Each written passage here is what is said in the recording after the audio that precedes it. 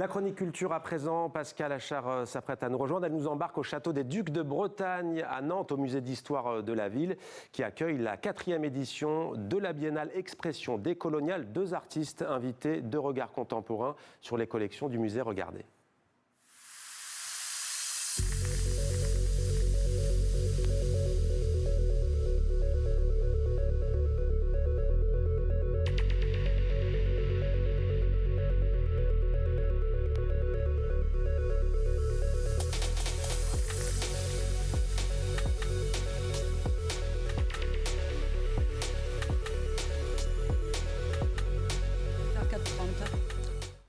Bonsoir Pascal, ravi de vous retrouver. Un autre regard donc sur les collections du musée d'histoire de Nantes au château des Ducs de Bretagne. C'est la Biennale Expression décoloniale. Exposition aussi accessoirement. Et oui, tous les 2 ans, le musée d'histoire de Nantes convie l'art contemporain entre ses murs. Et cette année, l'hôte, parmi les hôtes, le photographe sénégalais Omar Victor Diop et ses flamboyants autoportraits qu'il a essaimés parmi les collections de ce musée dans les salles qui sont consacrées au passé esclavagiste et colonial de la France et notamment de la ville de Nantes qui, on le rappelle, fut le premier port négrier du pays. Alors 2 séries, Liberty et Diaspora, avec au premier plan des Africains et leurs descendants méconnus et oubliés de l'histoire qui ont lutté contre l'esclavage et pour l'égalité des droits.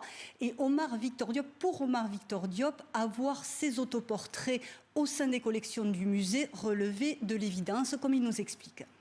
On parle de millions de personnes, on parle de continents, on parle de pays, mais quand on ramène ça à l'échelle d'une personne et qu'on réalise que certains se sont retrouvés sur des vaisseaux négriers à l'âge de 2 ans, et qu'est-ce qu'on fait de sa vie quand on est esclave? Comment on fait pour être un être humain qui contribue à l'histoire de l'humanité? Comment on se fait respecter dans la société où on est né?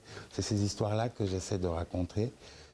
Des histoires et des destins exceptionnels à travers ces autoportraits, Pascal. Et oui, parce que Omar Victor Diop, il nous fait découvrir ou redécouvrir par exemple l'histoire de Jean-Baptiste Bellé. C'est un ancien esclave né sur l'île de Gorée au XVIIIe siècle qui réussit à racheter sa liberté et devint plus tard le premier député noir de France. Un ardent militant aussi qui participa au vote en 1794 conduisant à l'abolition de l'esclavage. Dans cette série Diaspora, l'artiste revisite des tableaux du 15e au 19e siècle, un regard neuf, contemporain, où il joue malicieusement avec les anachronismes. Et si on se plonge dans les portraits, on peut remarquer des ballons de foot ou autres accessoires sportifs qui accompagnent ces modèles, et ceci dans un but bien précis. C'est une touche d'humour et puis c'est aussi une façon de ramener ces personnages à nos débats contemporains. Il y a encore malheureusement beaucoup de personnes sur Terre qui ont un regard descendant sur les personnes d'origine africaine. Et puis aussi, ça me permet d'intéresser un public plus jeune aussi. Ça me permet de retenir le regard pour 1 minute de plus, pour qu'on lise le texte à côté.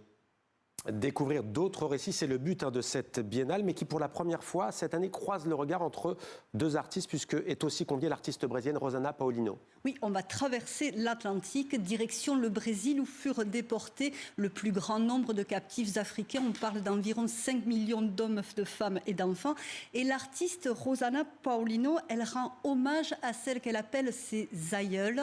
Ce sont à travers une série, les Soldados, ce sont des corps féminins mutilés qui sont disséminés aussi dans les vitrines du musée et qui expriment avec force et puissance tout le poids de ce passé esclavagiste et colonial de la France, comme nous l'explique Christelle Galdé, qui est la commissaire de cette biennale. On l'écoute. Ce que je trouve très troublant, c'est l'ensemble des ustensiles. Elles sont enchaînées, elles traînent des chaînes, elles traînent des poids. Elles traînent des objets qui évoquent les différents secteurs de l'activité économique auxquels elles ont pu participer. Et cette série des Soldados, elle vient nous surprendre, alors parfois dans une vitrine où on parle des produits coloniaux, parce que oui, les femmes en esclavage ont travaillé dans les champs. On les trouve ailleurs dans d'autres vitrines du parcours où elles sont associées à la société bourgeoise européenne, et notamment ici nantaise, parce que, évidemment, le développement d'une ville comme Nantes a reposé sur l'histoire coloniale et esclavagiste, et là aussi elles y ont participé. Voilà pour cette biennale. Merci beaucoup Pascal. C'est jusqu'au 8 novembre prochain au musée d'histoire de Nantes, au château des Ducs de Bretagne.